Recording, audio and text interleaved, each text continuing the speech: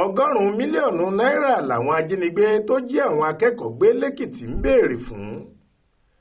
Àwọn agbébọn tó jí àwọn akẹ́kọ̀ọ́ iléèwé The Apostolic Faith gbé lẹ́mùrè Èkìtì nírọ̀lẹ́ ọjọ́ ajé Monday ọjọ́ 29 oṣù kìíní ọdún 2024 yìí ti ń béèrè fún ọgọ́rùn-ún mílíọ̀nù náírà gẹ́gẹ́ bí owó ìtúsílẹ̀ wọn.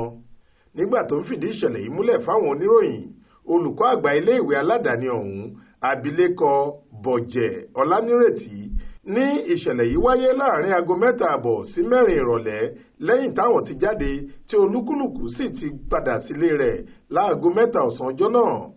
Ó ní bí àwọn ṣe ń jáde ọ̀sán làwọn akẹ́kọ̀ọ́ bíi 25 ti wọnú ọkọ̀ gẹ́gẹ́ bí ìṣe wọn kí awakọ̀ iléèwé ọ̀hún lè gbé wọn padà sílé gẹ́gẹ́ bó ṣe máa ń ṣe, láì mọ̀ pé àwọn ajínigbé ti gẹ̀gùn dè wọ́n níbì kan tí kò ju bíi ìrìn ìṣẹ́jú 5 sí ọgbà ilé ẹ̀kọ́ àwọn.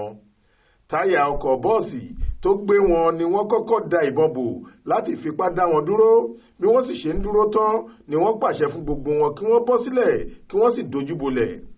Àwọn agbébọn ọ̀hún ṣá 5 nínú àwọn akẹ́kọ̀ọ́ ọ̀hún, nínú èyí tí 2 jẹ́ ọmọ iléèwé girama tí 3 sì jẹ́ iléèwé alákọ̀ọ́bẹ̀rẹ̀.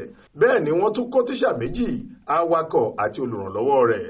Ohun tá a gbọ́ ni pé ọkọ̀ ọ̀kan nínú àwọn olùkọ́ tí wọ́n jí gbé làwọn ajínigbé ọ̀hún kọ́kọ́ kàn sí, tí wọ́n sì ní kí ọkùnrin náà lọ wá mílíọ̀nù 10 náírà kí wọ́n tó tú ìyàwó rẹ̀ sílẹ̀.